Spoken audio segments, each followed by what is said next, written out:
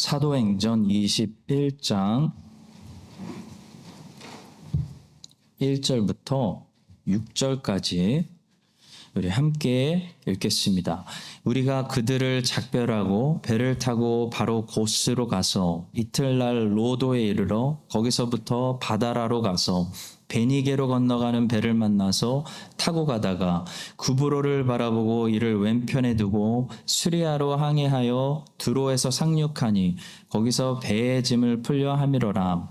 제자들을 찾아 거기서 이래를 머물더니 그 제자들이 성령의 감동으로 바울더러 예루살렘에 들어가지 말라 하더라.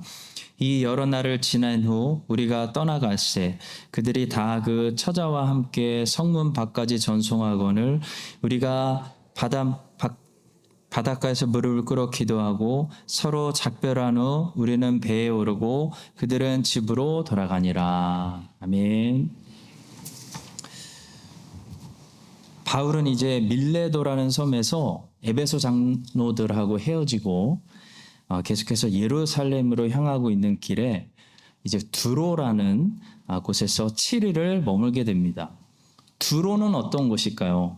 예전에 로마와 전쟁을 했던 이 페니키아 왕국의 주요 도시 중에 하나인데요.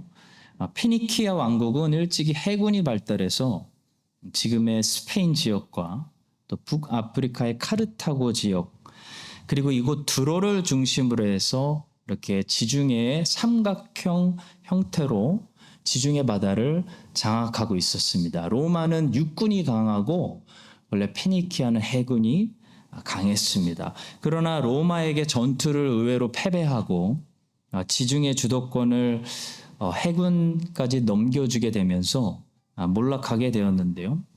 역사를 더 거꾸로 구약까지 올라가면 이 페니키아 왕국은 바알을 숭배했던 이세벨의 고향이고요. 우리 주님께서 사역하실 때는 두로와 시돈에 잠시 방문하신 적이 있었지만 수로버니게 여인의 부탁을 들어주시는 일 외에 그 이방 땅에서 복음을 전도하시거나 특별한 이적을 베풀지는 않으셨던 아직 닫혀 있었던 그런 땅이었습니다.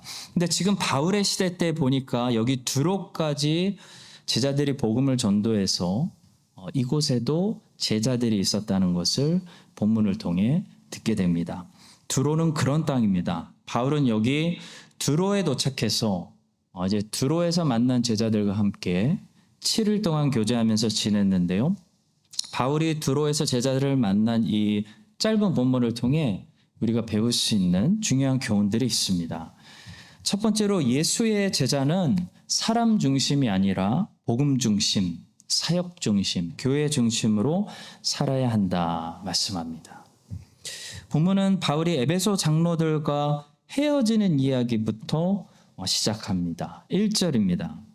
우리가 그들을 작별하고 이렇게 이야기가 시작되죠. 여기서 그들은 에베소 장로들을 가리킵니다. 에베소 장로들은 누구인가요? 바울의 사람들입니다. 바울이 직접 전도한 사람들, 그리고 바울이 양육한 사람들이고 바울이 너무 잘 알고 바울이 특별히 아끼는 사람들입니다. 바울은 당연히 이들과 작별하기 싫었고 이들도 바울과 작별하기 싫었습니다. 그래서 그들은 헤어질 때 부둥켜 안고 서로 울었죠. 20장 37절과 38절 말씀입니다. 다 크게 울며 바울의 목을 안고 입을 맞추고 다시 그 얼굴을 보지 못하리라 한 말로 말미암아 더욱 근심하고 배에까지 그를 전송하니라. 자, 그런데도 바울은 인간적인 정보다는 계속 로마에서부터 땅끝까지 더 뻗어나가야 하는 그 복음을 생각했고 하나님이 그에게 맡겨주신 사명을 생각했고 예루살렘에서 가나안 때문에 고통당하고 있는 교회를 생각했기 때문에 에베소 장로들과 작별하고 계속 자기의 길을 걸어갔습니다. 1절 말씀에 작별하고 라는 헬라어 단어는 서로 떼어놓는다, 강한 힘을 가지고 서로 떼어놓는다 라는 뜻을 가지고 있습니다. 복음이 이 바울과 에베소 장로들을 서로 떼어놓게 만들었다. 그런 말씀입니다. 성도 여러분, 예수의 제자로 우리가 이 땅에서 살아간다는 것은요, 때로는 복음에 대한 이 강한 열정이 우리를 사랑하는 부모로부터, 사랑하는 자식으로부터, 사랑하는 고향 친구들로부터 떼어놓는다는 것을 말합니다. 복음을 전하기 위해 하나님이 위에서 부르신 그 사명을 감당하기 위해 교회의 유익을 위해 사랑하는 사람들과 가족들과 나에게 익숙한 사람들과 작별할 줄 알아야 하는 것이 우리 예수 믿는 제자들의 삶이라는 거죠. 복음이 친구 관계, 가족 관계, 보고품, 그리움, 정, 추억 이런 것들보다 먼저라는 것입니다. 사람들을 그리워하는 거, 보고파하는 거, 사람들에게 느끼는 정 이런 것들이 나쁘다는 것이 아닙니다.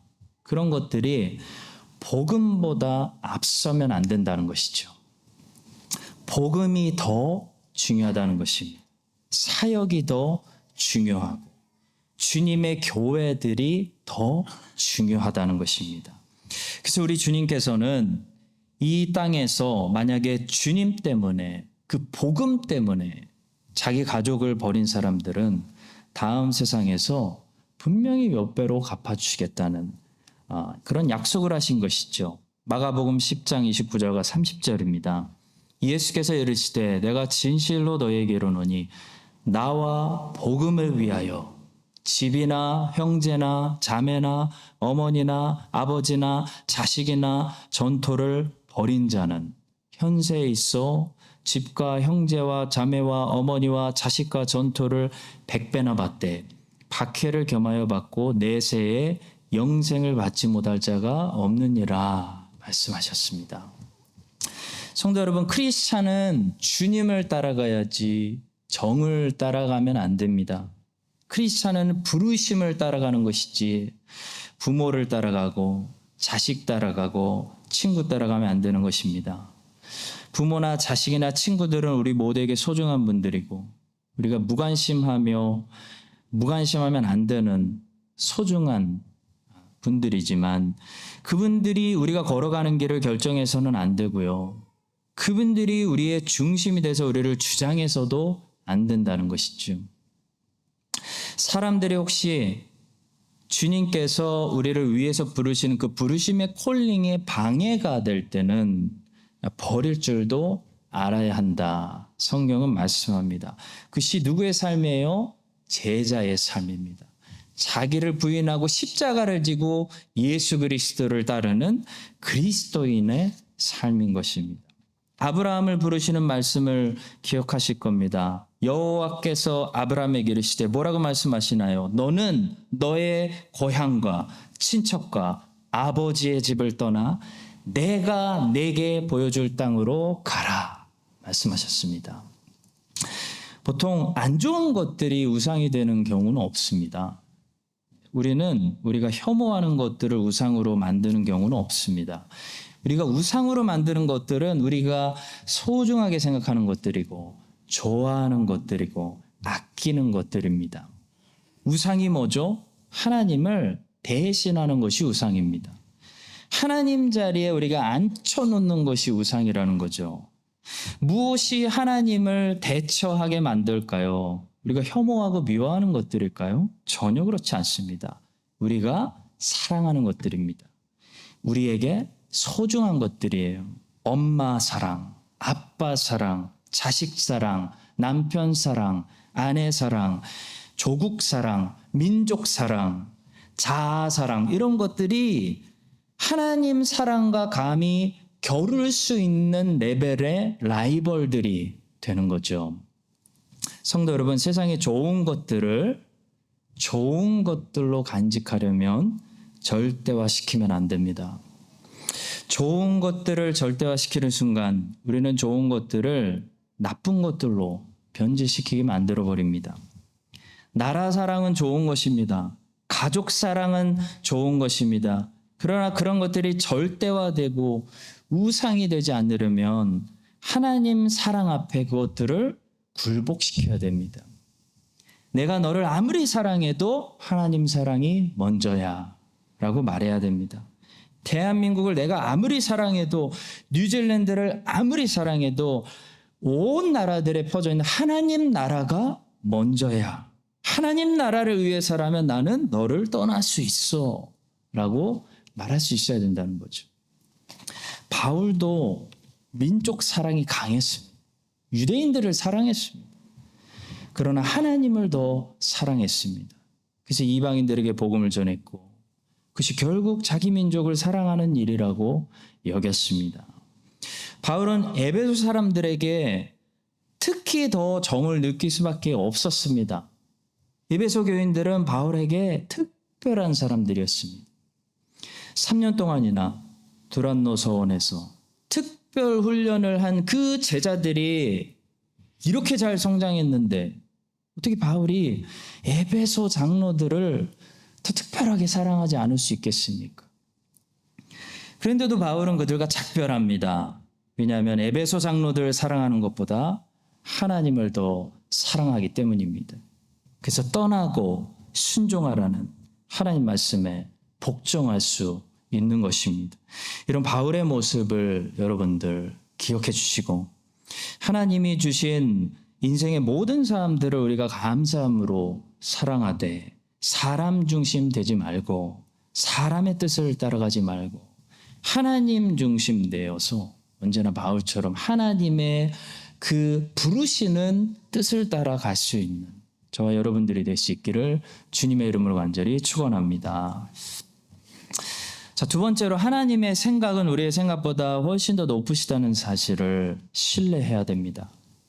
이 본문에 보시면요, 두로의 제자들 중에 그 당시 예언의 은사가 있는 제자들이 있어서 성령의 감동으로 바울이 예루살렘에 가면 매우 위험하다는 사실을 알아가지고 바울에게 경고했던 사람들이 있었습니다. 바울에게 닥칠 일들을 미리 성령께서 사람들을 통해서 계속 경고하게 하신 것은요, 바울의 믿음 앞에 걸림돌을 두어서 바울로 못 가게 하기 위한 것이 아니라 바울의 믿음을 더 강하게 해서 준비시키기 위함이었습니다. 근데 제자들은 바울이 걱정돼서 바울 보고 예루살렘에 가지 말라고 한 것으로 본문을 해석할 수 있는데요. 왜냐하면 바울이 예루살렘으로 목숨도 안 아끼고 가려고 결단한 것이 결국 하나님의 뜻과 작정이었다는 것을 분명히 알 수 있기 때문입니다. 두로의 제자들뿐만 아니라 바울을 만난 많은 제자들은 바울이 걱정돼서 모두 예루살렘으로 가지 말라고 말했습니다. 그러나 하나님의 계획은 바울이 예루살렘으로 가서 죄수의 신분이 되어 로마로 압송되고 로마 황제 앞에 서서, 네로 황제 앞에 서서 복음을 전하는 것이었고, 그 소문을 모든 사람들이 듣고 보고 하는 것이었습니다. 성도 여러분, 이전에 주님께서 아나니아에게 말씀하실 때 주님께서 바울을 어떤 그릇으로 택하셨는지 이렇게 말씀하신 적이 있죠. 사도행전 9장 15절입니다. 주께서 이르시되 가라, 이 사람은 내 이름을 이방인과 임금들과 이스라엘 자손들에게 전하기 위해서 택한 나의 그릇이라 말씀하셨습니다. 주 예수께서는 사도 바울이라는 그릇을 이렇게 세 부류의 사람들에게 특별히 복음을 전도하기 위해서 택하셨는데요, 유대인들과 이방인들과 임금들입니다.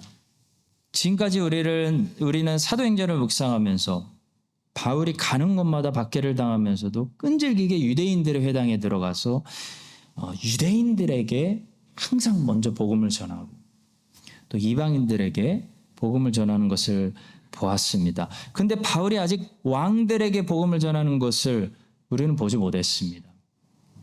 그런데 이제 앞으로 우리는 남은 사도행전 후반부에서 바울이 임금들에게 복음을 전하는 것을 보게 될 것입니다.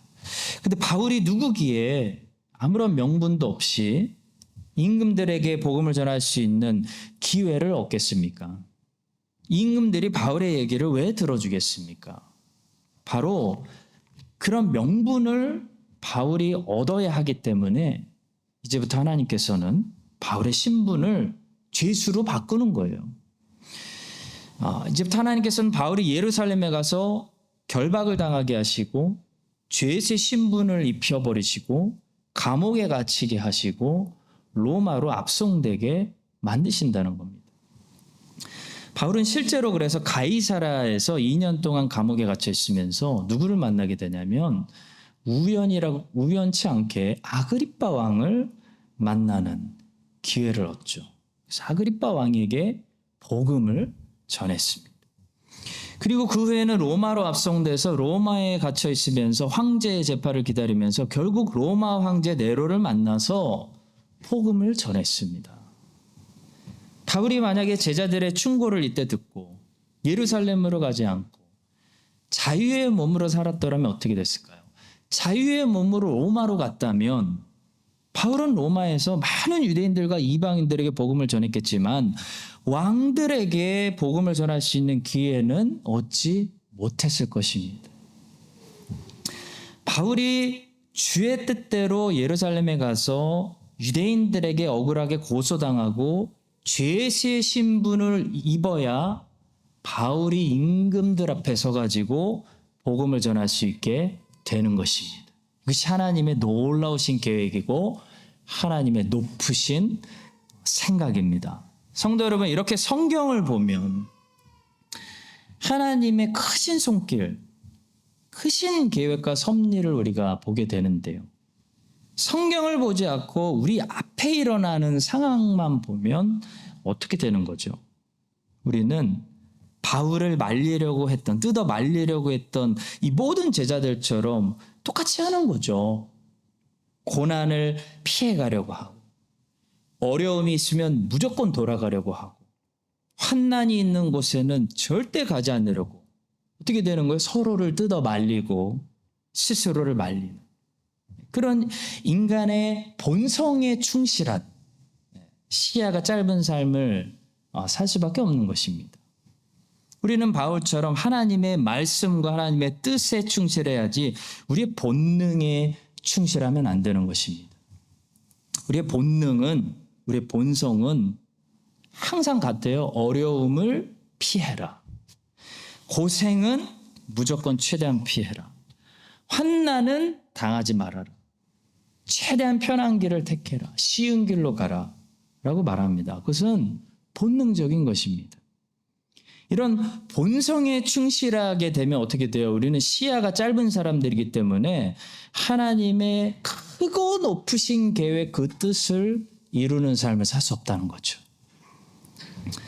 바울은 그래서 자기 본성에 충실하지 않았습니다.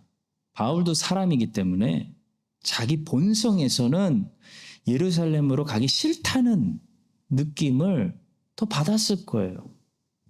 자유의 몸으로 로마로 가는 게 훨씬 좋을 거라는 느낌을 가지고 있었어요. 그러나 바울은 자기 본성에 충실하지 않고 환난이 기다리고 있는 곳으로 일지라도 자꾸 부르시는 그 하나님의 부르심에 충실했다는 거죠. 그래서 자기 본성을 거스르기로 결단합니다. 자기의 본성을 거스르고 이해가 되지 않지만 하나님의 뜻을 따라가는 것, 그것이 뭐예요? 순종이고 믿음의 삶입니다. 그것이 믿음이에요. 바울이 말했죠. 사도행전 21장 12절부터 14절을 들어보십시오. 우리가 그 말을 듣고 그곳 사람들과 더불어 바울에게 예루살렘으로 올라가지 말라 권하니 바울이 대답하되 여러분이 어찌하여 울어 내 마음을 상하게 하느냐. 나는 주 예수의 이름을 위하여 결박당할 뿐 아니라 예루살렘에서 죽을 것도 각오하였노라 하니 그가 권함을 받지 아니하므로 우리가 주의 뜻대로 이루어지이다 하고 그쳤노라 말씀합니다. 성도 여러분, 본능을 따라가지 말고 바울처럼 말씀을 따라가야 됩니다. 우리는 시야가 짧아요. 그래서 당장은 언제나 우리의 선택은 예루살렘을 피하는 것이 좋은 길 같이 보입니다.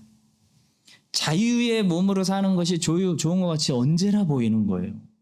무조건 죄수의 신분은 피하는 것이 좋은 길 같아 보이지만 하나님의 깊은 뜻, 하나님의 높으신 계획 안에는 바울이 자유의 몸이 아니라 죄수의 신분이 돼가지고 바울이 편안한 곳에 가는 것이 아니라 환난이 기다리고 있는 곳에 가는 것이 바울을 통해서 황제와 바울을 지켜보고 있는 이 모든 사람들 가운데 복음이 폭발하게 하는 이 하나님의 높으신 작정하신 뜻이 그 죄수의 신분이라는 이해되지 않는 그 안에 들어있다는 것이죠. 이 사실을 우리가 기억해야 됩니다. 그래서 내 생각과 전혀 다른 상황들이 펼쳐질지라도 이 상황, 죄수의 신분이라는 상황 안에 하나님의 높으신 복음을 폭발시켜버리는 이 높으신 이해하지 못한, 지금은 이해하지 못하는 이 뜻이 들어 있을 수 있다. 우리의 생각보다 하나님 생각이 더 높다는 것을 인정하고요. 하나님의 계획이 때로는 이상한 방법으로 펼쳐지더라도 하나님을 신뢰하고 본성이 아니라 말씀을 따라 순종하는 삶을 계속 살아가는 우리 크라이스트처치 한인장로교회 될 수 있기를 예수님의 이름으로 간절히 축복합니다. 마지막 세 번째예요. 두로의 제자들과 바울은 바닷가에서 함께 기도함으로 작별했다는 사실을 보여줍니다.